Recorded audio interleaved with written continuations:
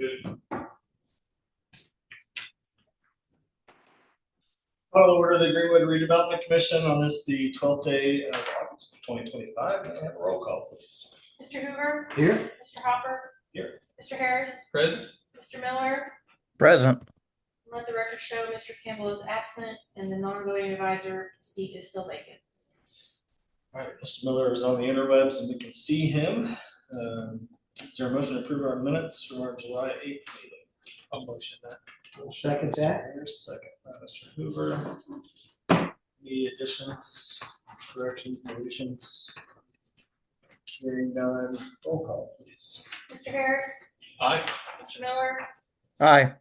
Mr. Hopper. Aye. Mr. Hoover. Aye. Thank you. Minutes are approved for today. Moving on, new business, Project Master Force Annual Report and Incentive Claim Request.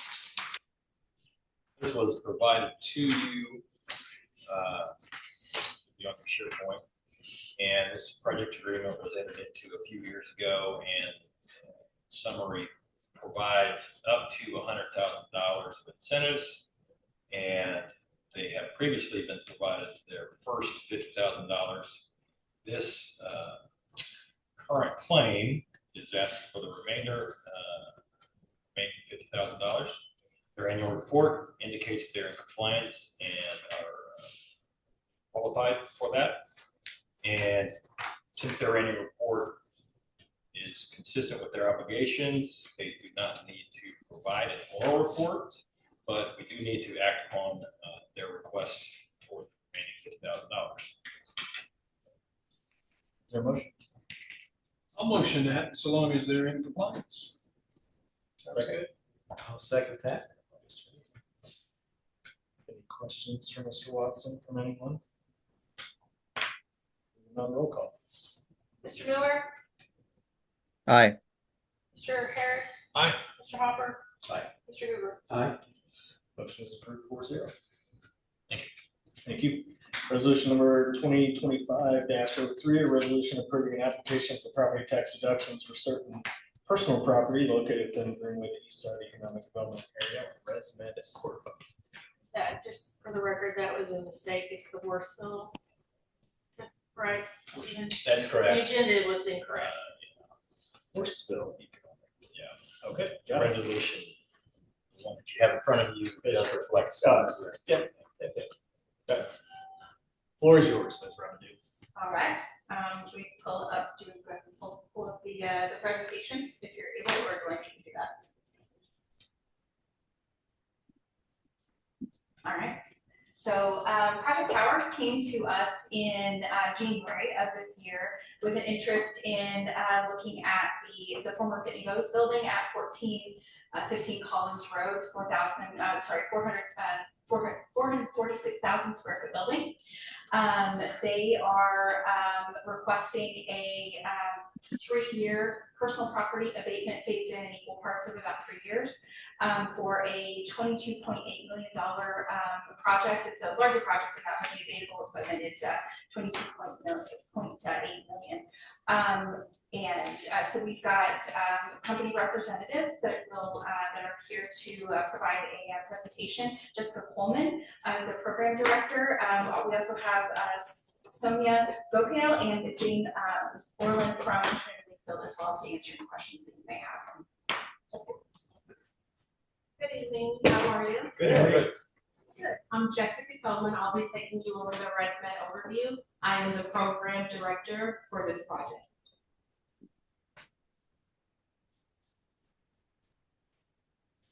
Our agenda will consist of the company overview. We're going to talk about our North America distribution. We'll go over a project overview, governance and the organization for this project, timeline, and then also what to expect. So ResMed is a company that manufactures and distributes medical devices. So CPAP machines, chronic pulmonary destruction disease. So if you know anybody with sleep apnea, there's a great chance that they have a ResMed device. So we're headquartered in San Diego, California. We have 2 distribution centers. So we currently have a distribution center that's in Lithia Springs, Georgia, so near the Atlanta area, and we have one in Moreno Valley, California.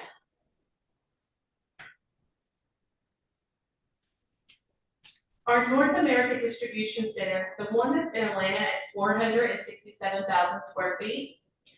Currently, we have 3 shifts. We have approximately 270 employees across those 3 shifts, and we ship out 63 million units a year approximately. For the one that's in Moreno Valley, it pushes approximately 30% of our volume. So they operate on 2 shifts. We have 140 employees, and they're pushing out about 23 million units per year. And then this is the geographical scope in America. So 94% of our sales is going to the US, you see the North America. We do ship to Latin America, and we distribute to Canada also.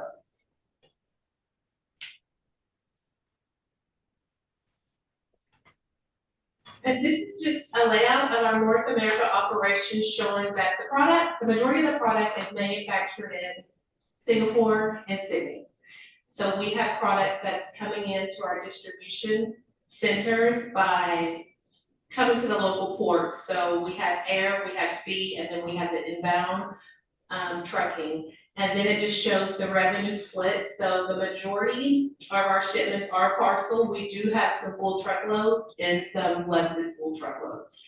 And as far as our customer base, 43% are national customers, and then we have 25% that are major customers. So we are a company that's growing, hence the need to set up a 3rd distribution center. So what we're calling this project is Project Indy. Of course, the Indy 500. We would like to set up a distribution center in Indiana. We had a network analysis done approximately 2 years ago that looked at our growth over the next 10 years. And so the analysis showed that by fiscal year 28, that we would hit capacity in our distribution centers. The analysis also showed that we have limited redundancy in reference to our ports. So being in Atlanta, we're using Savannah. Being in Moreno Valley, we're using the LA port. So if something happens at Savannah or LA, it reduces our redundancy. So we were having to do a lot of line hauls. Being in Indiana, that's gonna open up multiple ports. And then we have 70% of our inventory in one distribution center, and that's the one out in Atlanta. So if anything happens there, it's gonna impact our customer. So the solution was we needed to strengthen overall our redundancy. We also needed to expand capacity to support that future growth, and we needed to improve the customer experience by reducing lead times. The orders we ship to Canada, we are shipping them out of both distribution centers. But if we're shipping them out of Indiana, it's gonna improve the lead time because of the border of Canada and the proximity to Indiana. And so a lot of business value and gains for operating out of Indiana. And one of the reasons we're interested in coming to Greenwood is because of the strategic location and the logistics access with the main highways. We looked at labor survey, and there is a strong labor workforce here. And then there's operational cost efficiency that's associated with operating out of Greenwood. And this is just the governance structure that we had for this project. It's a huge project, very huge. And so we have our different steering committees, program manager, program director, strong governance, and stakeholders, where through different phases of this project, we're seeking approval. And there's 3 phases to this project. We have the network strategy, which looked at the input and the output and determined that we need a distribution center by fiscal year 28. So phase 1 is done. We are into phase 2.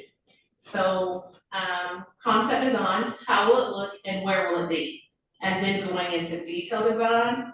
And then the last phase will be the actual build and go live, which we're projected for December 2026, which will be fiscal year 27 Q2. That's our goal.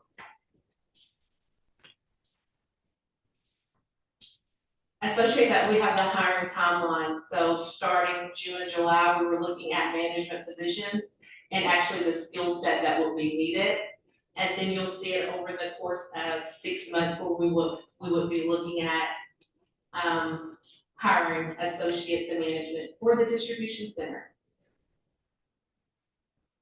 In Roseman overall, we have great benefits. So great health insurance, retirement plans, ESPPs, and then flexible hours. And then we have our global stocks, tons of resources and ERGs.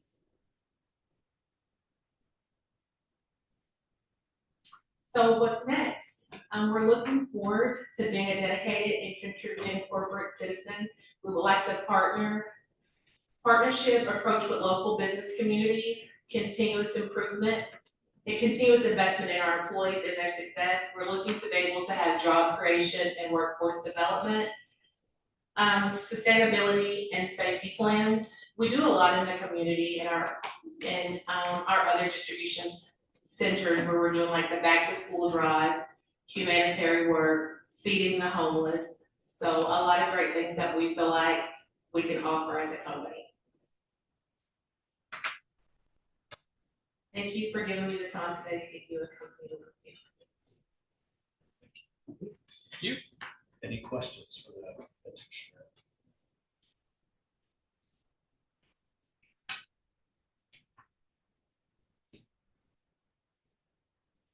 All right, hearing none, is there a motion?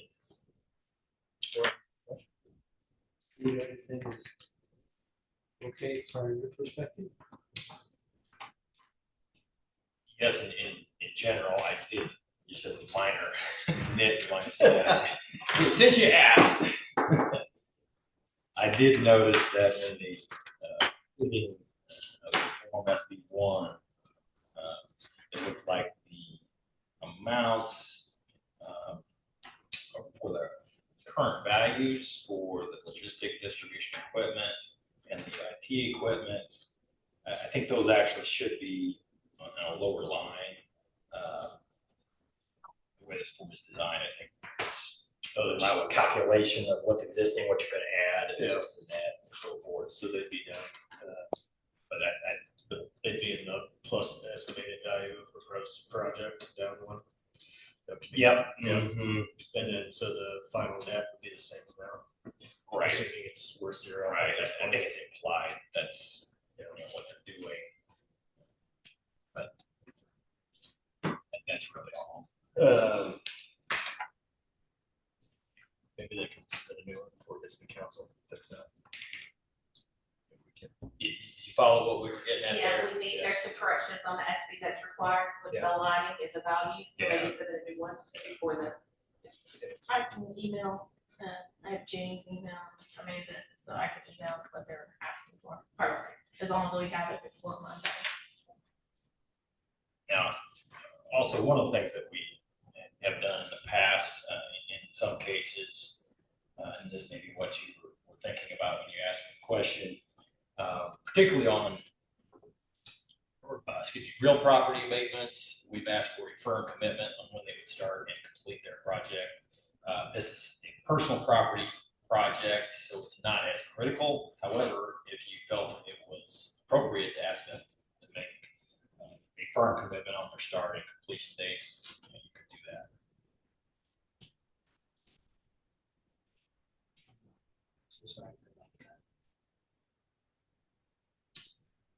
What's the building look like now? Is it empty? Did Pitney Bowes Cleaned up. gut it? Is it? The last Do you know? time we were there was still stuff that needed to be cleaned out of the building. Yeah, then I don't. I'm Yeah, go right ahead. Christian Wakefield. Yeah, yeah. Nice to meet you. I think doing a start date and end date sometimes may get difficult with the equipment because the lead time in ordering and getting stuff in becomes a problem. More than happy to do that if we can get some leeway in terms of 3 months on either side. Because lately, with everything that's been going on, we don't get the equipment. There could be 100% tariff tomorrow, and you want to hold off until that's gone. You know. So We don't mind giving you the commitment, just need a little leeway, just in case something happens. And We just can't get it. as kind of a reminder, every year they have to come and have their compliance reviewed.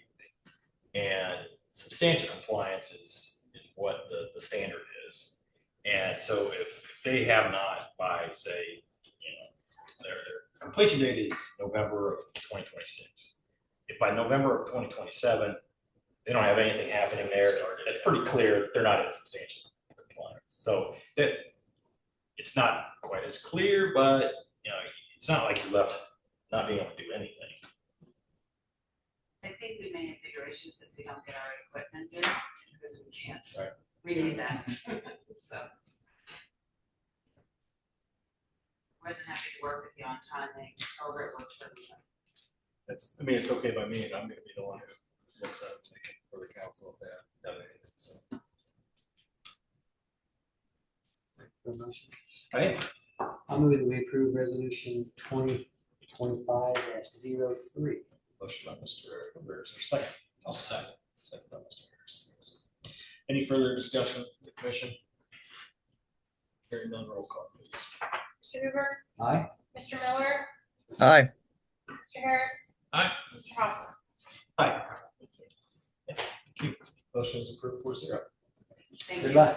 Good luck. Yep, see you on Monday. Okay. Sounds like. Old business now. We move to the Kevin Steinmetz Show, Capital Project Report, Greenwood Sports Park Change Order number 8.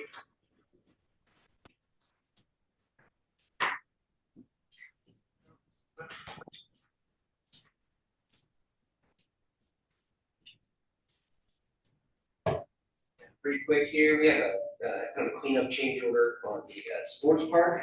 It totals $13,221.05. We're still working on closing that out. Big part of that was, took a while to get for Duke to change the power over to the city's name so that the contractor was still paying for power when we were playing games there. There's a credit back from Indian American Water and a few other little changes, but overall, really happy with how that's going. There's a few warranty items left, so haven't closed it out completely, but total is $13,221.05. That'd be payable via the Worsville Road TIF that Amanda mentioned earlier. Questions, Kevin? If not, is there a motion to approve? Motion by Mr. Harris. Second. Second, Mr. Hoover. All those in favor, roll call. Mr. Hopper. Aye. Mr. Harris. Aye. Mr. Hoover. Aye. Mr. Miller, Aye. Number 8 is approved 4-0. Smith Valley Road and Neighbor Road, and Smith Valley Road and Woodman Boulevard intersection improvements, PSA with Crossroad Engineers. So one other thing on that sports park is they did have a weekend where they were able to play 100 games. So really nice 13U show up there. This is for, it goes beyond the scope of the double roundabout project, which you are probably aware, if you try to drive through Greenwood, is happening now. What this is we met, myself and the planning director, with some representatives from the cross-country team and the PTO, and there are some sidewalk gaps on Averett, both north of the roundabout being constructed and south. Also met with Dr. Taylor's, both the dentists. They own a field on one side and an office on the other. They'd be willing to donate the right of way on the field to connect a gap on that side.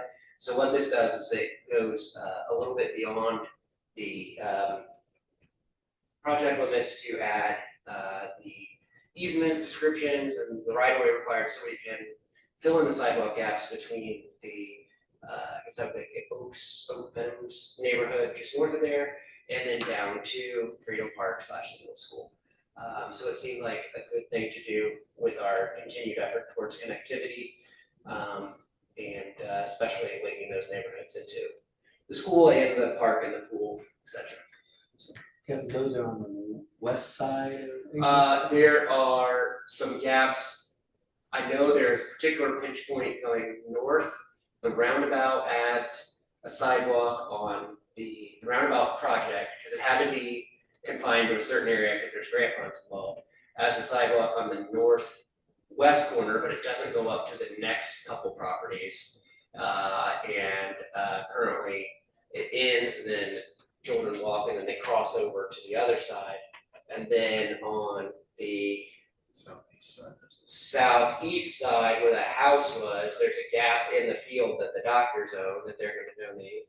And there might be one gap where they're gonna make it wider on the west, so it's filling in a couple of the areas. I know it's gonna be harder to want to, since we get that donation on the south, I know in the north would be a little more engineering and some utilities, but.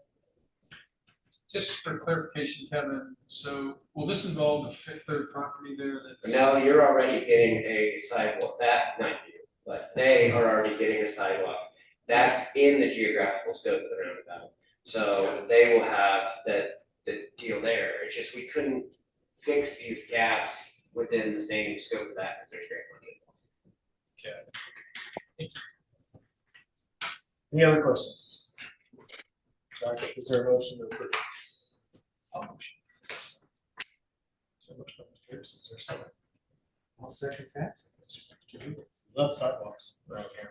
Yeah, get the kids to school, get them to the pool. She's having another good year too. So of course it's very hot. Yes. Roll call, please. Mr. Harris. Aye. Mr. Miller. Aye. Hopper. Aye. Mr. Reaper. As most of you know, I live off of Smith Valley Road. It is my main in and out of all things Greenwood, so that has changed for the last 2 weeks, and I'll have you know the sky has not fallen. We're still able to make it from one side to the other. Traffic is a little heavier on Main Street, but it's manageable. Yeah. Running through the Oaks. People, I go through the Oaks, go to the office. And there's people parked on the street around that curve. I'm sure Mr. Hoover always takes a one to post it detour. Exactly, yeah, yeah, when the Oaks would not be one of them, so I'm sure you are not going through that. I don't think you can't go through that. So I guess I should be going up to. Well, Amanda's still here, so what you really want to do is use April Drive. It takes you right past Christian and stuff.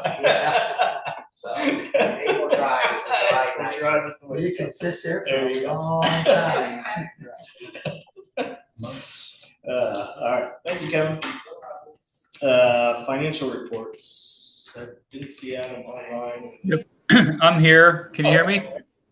Hey, everybody. Sorry, I'm on the Zoom today. Can you hear me okay? You can hear you. Awesome. Hey, no real update on the monthly. I do have a few other items. One is the TIF district name change. There's a TIF district currently referred to as Pride Run or Pride One Combs Road in Greenwood. It's a parcel specific TIF area. It was established a while back for a previous project that did not launch. The Pride One relationship there is no longer associated with that parcel. In conversations with the RDC's council as well as Johnson County, we can sort of amend that as simply as providing sort of resolution or minutes of the body to the county to clean that up. This is just a kind of a note. There's really no urgency on this. We just wanted to bring this to your attention. We'll kind of defer this to Mr. Watson as far as how he wants to handle it. But from the auditor's office, the feedback we received is that they can amend the title of the TIF district going forward by a resolution of the commission. So we would encourage that action be taken. I should also say there's activity on that site and interest. We're working with planning as well as Kevin and others with the city to kind of keep an eye on that TIF area as to if it ends up continuing going commercial or otherwise. But as of right now, we're just suggesting the name change as it's no longer going to be related to that Pride One reference. Unless there's a different title that the Redevelopment Commission would like to use for that specific area, we would just suggest you drop the Pride One reference and leave it as the 5 points TIF area for the time being.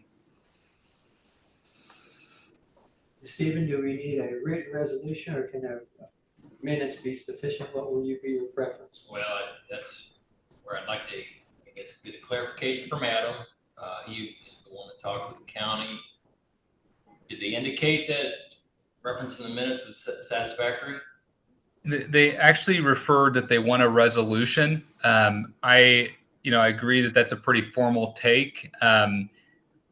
Certainly we can try to file the minutes if it's just via, discussion. But in the response, we did get a request that they wanted a resolution, just kind of acknowledging the name change. Well, there's not an urgency, you said, so we could have a resolution for the next meeting. Yep. Yeah, just wanted to bring it to your attention tonight as sort of a future item. No urgency on it. Just wanted to get it cleaned up. I do have a few other items that aren't on the agenda, if I may. Sure, go right ahead. So we are in the final stages of the TIF neutralization process. As of this afternoon, I'm still looking through it all, but I believe all of them have been now approved by the county as well as the state of Indiana. We've received the post neutralization factor valuation schedules and are just making sure that those all meet the original submissions. It's too, I don't want to, speak before we have everything final, but generally speaking, the incremental assessed valuations across essentially all TIF areas were up. Once we have the final amounts and we have kind of worked through all the parcel by parcel changes, we'll send out an email likely between now and your next meeting, and then at your next regularly scheduled meeting, we're happy to kind of present those formally as well. But generally speaking, it was good growth, and we'll keep you posted on that. The other item that I have is, as you know, we have been working on various different TIF boundary amendments. That'll be a future agenda item. We are targeting the September meeting for that declaratory resolution. We'll continue to work with your council with the city staff to make sure we get all of those in place. And there are a few projects related to those as well. I believe that is all I have. If there's any questions, I'm happy to take those now. Otherwise, I hope you have a good rest of your evening. Question. Adam, just a real quick question. I think I maybe asked this last time too, but was there any value in doing a sensitivity analysis on our debt service coverage based on the things we're hearing about taxes and so forth? Yeah, it's definitely something that can be done and could be done. What we have learned since sort of the initial has come out is there are some safeguards that we have now, there are two specific projects that are more sort of single site developer backed TIF areas that have more exposure to the new property tax reform than sort of the broader areas. And the other thing I would add is that in some cases, we're assuming the coverage is actually improved, which is a little counterintuitive, but in a broad sense, in some of the larger TIF areas, like a Fry Road or an East Side or something like that, they're benefiting at the district's tax rate. And so if the net assessed valuations on the base drive those districts' tax rates higher, the Redevelopment Commission is to some extent benefiting from that on the commercial side. So the sensitivity is nuanced, but yeah, certainly we can look at that. There's two specific projects that we need to pay attention to very closely, and then the second one that we've already been watching for some time now is obviously the Fry Road area. So if there's any specific questions, if you want to, we can model that for you all at any point. Yeah, I'm not looking for anything formal. Just as long as you got your eye on it, I'm happy with that. Yeah, it's we are, and we'll continue to watch it. And from our side, the developer backed bonds, they sort of float. So in the cases where if if there is sort of negative TIF, if TIF revenue's there that we're supporting those payments, if those come down, well, they're backed by the development. So they sort of float accordingly. It is in more of the consolidated TIF areas that we are obviously paying very close attention to. And interestingly, along with the new safeguard that is sort of poorly defined in the statute, but people are starting to try to get their heads around. There's a new safeguard in respect of specific, if the policy actually is detrimental to pledge revenue debt, there are opportunities to sort of intervene now at the DLGF level to sort of not create bad situations just from the state law change. Additionally, we're seeing this situation where on your non-rental, non-homestead properties that receive this new deduction, on your commercial AVs, as these tax rates start to tick higher as a result of the new homestead deductions, we do see that as actually an opportunity in some cases where TIF areas that were, much below the cap today, as those tax rates kind of push up to the cap, I think there could be some accretive value there, but we'll keep modeling it. Perfect. Thank you. My pleasure. Any other questions for us today? Me. Thanks, Adam. Hey, very good. Have a nice night. You too. All right, department reports. Mr. Hudson.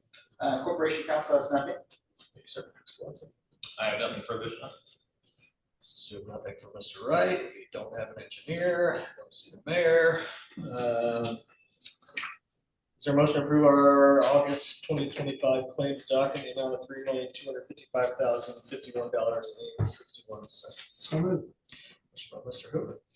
Second. Second by Mr. Harris. Roll call, please. Mr. Hoover, Aye. Mr. Hopper. Aye. Mr. Harris. Aye. Mr. Miller. Aye.